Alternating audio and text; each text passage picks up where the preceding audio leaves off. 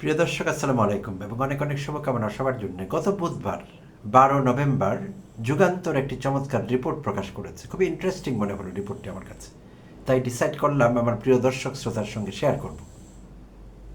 তো যুগান্তরের সেই রিপোর্টে একটি জরিপ শেয়ার করা হয়েছে, আর সেই জরিপটি করেছে বাংলাদেশ ইউথ লিডারশিপ সেন্টার। তাদের কেন্দ্রীয় কার্যালয় ঢাকার মহাখালীতে অবস্থিত বাংলাদেশ ইউথ লিডারশিপ সেন্টারের। আর প্রতি বছর তারা নির্বাচনের আগে, প্রতি নির্বাচনের আগে এমন একটি জরিপ করে থাকে, যেই জরিপে দেশের তরুণ প্রজন্মের ভাবনা প্রতিফলিত হয়। তো এবারও তারা জরিপটি করেছে, আর সেই জরিপটি তারা করেছে গত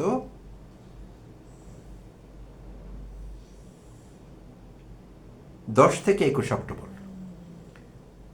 10 থেকে 21 অক্টোবর দেশের 8টি বিভাগের 27টি জেলায় 175টি প্রাথমিক নমুনা ইউনিটে জরিপে 18 থেকে 35 বছর বয়সী মোট 2545 জনের মতামত নেওয়া হয়। 2545 জন তরুণ তরুণীর মতামত নেওয়া হয়। তাদের জীবনবোধ, রাজনৈতিক দৃষ্টিভঙ্গি, দেশ ভাবনা এবং অন্যান্য প্রসঙ্গ এবং তাদের কেরিয়ার সব কিছু প্রতিফলন এই জরিপে ঘটেছে। চমৎকার একটি জরিপ মনে হলো। আর এই জরিপের শিরোনাম ছিল ইউথ ম্যাটার্স সার্ভে 2025। আর এই জরিপের ফলাফলই তারা প্রকাশ করলো তাদের মহাখালী সদর দপ্তরে সাংবাদিক সম্মেলনে।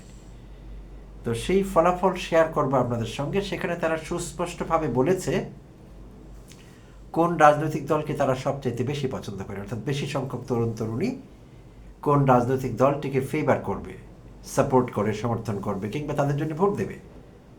এই উত্তরগুলো কিন্তু আমরা পেয়েছি। তো কোন রাজনৈতিক দলগুলো তাদের সবচাইতে ফেভারিট সেই আলোচনায় আসছে একটু পরে। তার আগে আরও কিছু গুরুত্বপূর্ণ তথ্য সেই জরিপ থেকে যা উঠে এসেছে আপনাদের সঙ্গে একটু শেয়ার করতে চাচ্ছি। তো সেখানে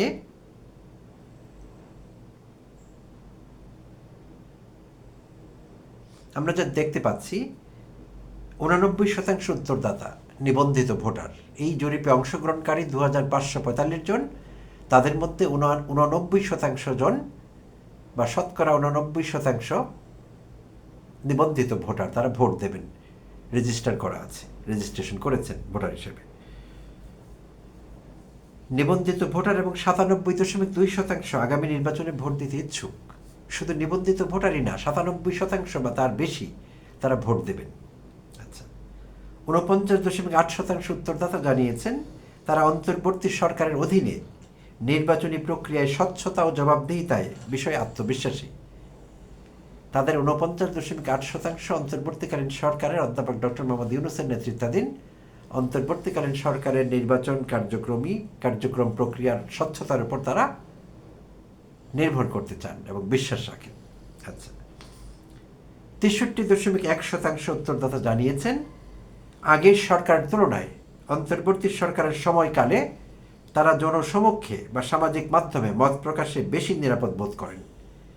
63.1% উত্তরদাতা নতুন প্রজন্মের, তারা বর্তমান সরকারের অধীনে মত প্রকাশে অধিকতর স্বাচ্ছন্দ্য বোধ করেন, নিরাপদ বোধ করেন। এটি একটি গুরুত্বপূর্ণ তথ্য। আচ্ছা, 52.6% তরুণ মনে করেন ছাত্র রাজনীতি শিক্ষা প্রতিষ্ঠানের ন্যায়সঙ্গত ও নির্বিঘ্ন কার্যক্রমে নেতিবাচক প্রভাব ফেলে, অর্থাৎ তারা ছাত্র রাজনীতির বিরুদ্ধে। 52.6%। আচ্ছা, এর মধ্যে 48% রাজনৈতিক প্রভাবকে, 23.8% সহিংসতা ও সংঘর্ষকে এবং 11.1% ক্ষমতা ও সম্পদের অপব্যবহারকে প্রধান কারণ হিসেবে উল্লেখ করেছে।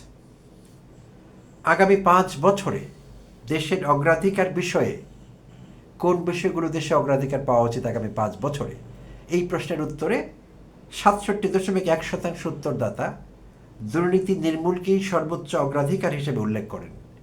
চমৎকার আশা জাগা নিয়ে একটি চিন্তা তরুণ প্রজন্মের কাছ থেকে।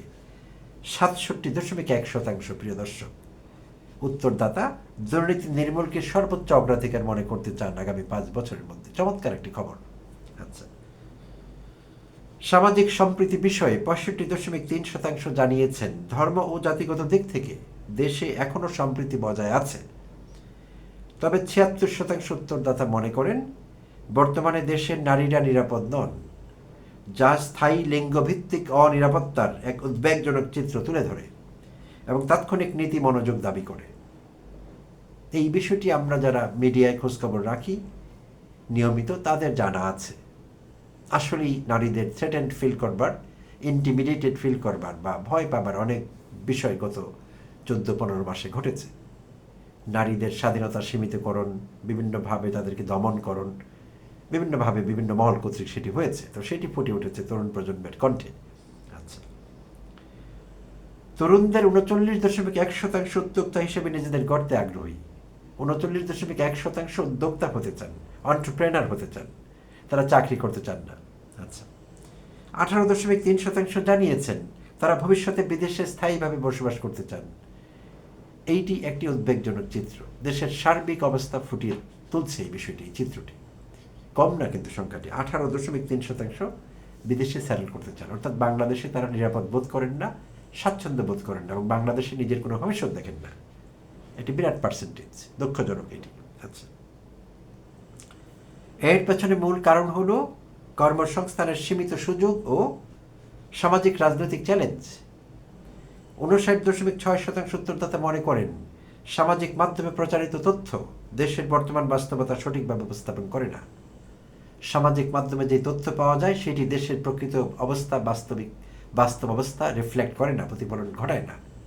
তার মানে বেশিরভাগই গুজব, সোশ্যাল মিডিয়ার তথ্যগুলো বেশিরভাবে। আচ্ছা, নানা চ্যালেঞ্জ সত্ত্বেও তরুণদের মধ্যে আশাবাদ লক্ষ্য করা গেছে। সবচাইতে গুরুত্বপূর্ণ এই নিবন্ধের, এই জরিপের সবচাইতে গুরুত্বপূর্ণ তথ্যটি আমরা এখন দেখতে চাচ্ছি, যেটি সত্যিকার অর্থে আমাদের মধ্যে আশা জাগায়, সত্যিকার অর্থে আমরা অপটিমিস্টিক বোধ করতে পারি, আশাবাদী হতে পারি আমরা।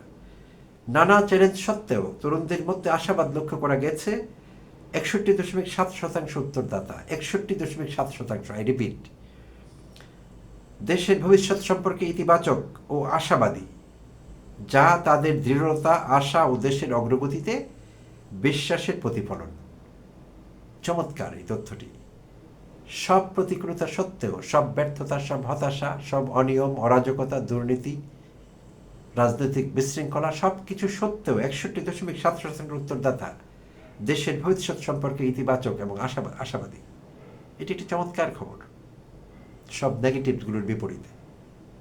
আচ্ছা, এইবার ফিরে আসবো মূল আলোচনায়। রাজনৈতিক দলগুলো, এখানে 3টি প্রধান রাজনৈতিক দল বিষয়ে কথা বলা হয়েছে, তথ্যে জরিপে জানতে চাওয়া হয়েছে তরুণ তরুণীদের কাছে। সেই 3টি দল হলো বিএনপি, বাংলাদেশ জাতীয়তাবাদী দল, জামায়াত ইসলামী এবং এনসিপি বা জাতীয় নাগরিক পার্টি।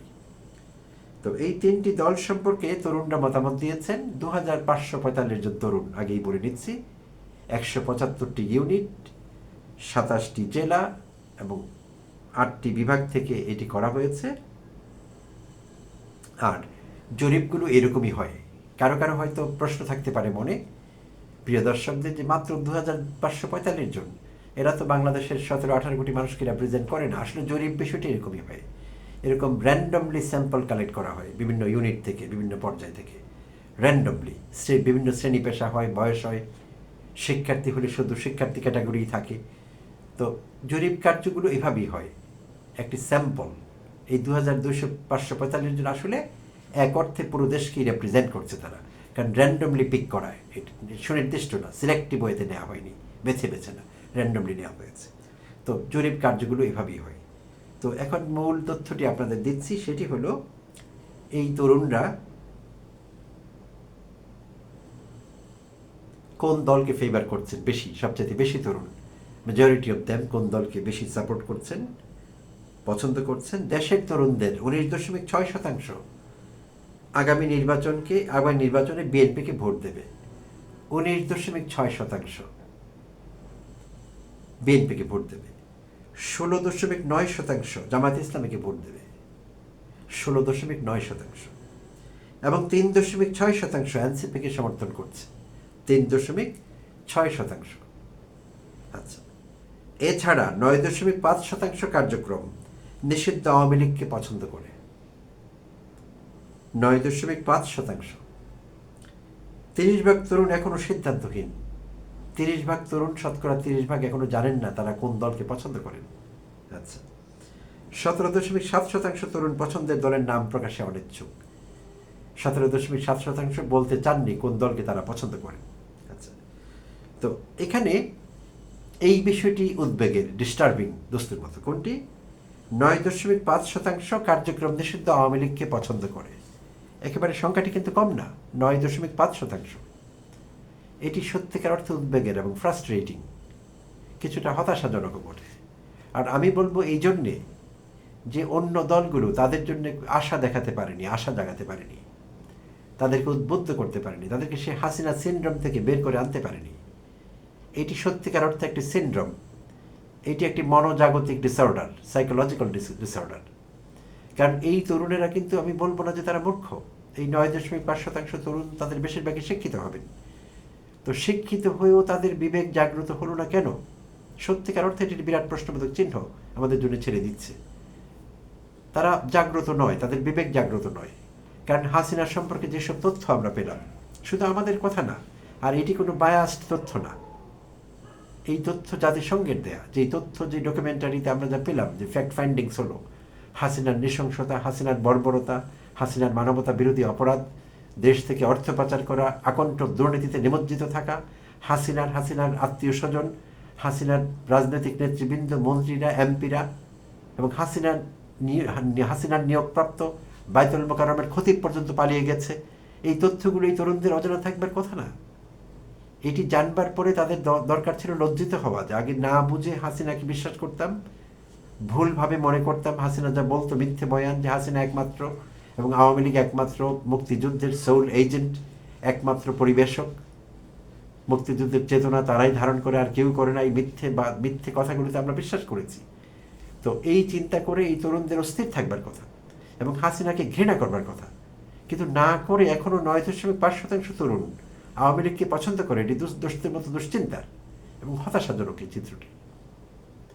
তাই আমি বলছি যে অন্য রাজনৈতিক দলগুলো এই 9.5% তরুণকে অ্যাকোমোডেট করতে পারেনি, তাদেরকে স্পেস দিতে পারেনি যে তারা বিকল্প হিসেবে অন্য কোনো দলকে বেছে নিবে, অন্য কোনো দল করবে, তারা সেটি পারেনি। এটি অন্য রাজনৈতিক দলের ব্যর্থতা এবং সার্বিকভাবে জাতীয় রাজনীতির ব্যর্থতা আমি বলবো। তো প্রিয় দর্শক, এই ছিল এই জরিপ থেকে আপনাদের সঙ্গে শেয়ার করবার। সবাইকে ধন্যবাদ সাথে থাকবার জন্য। Thank you.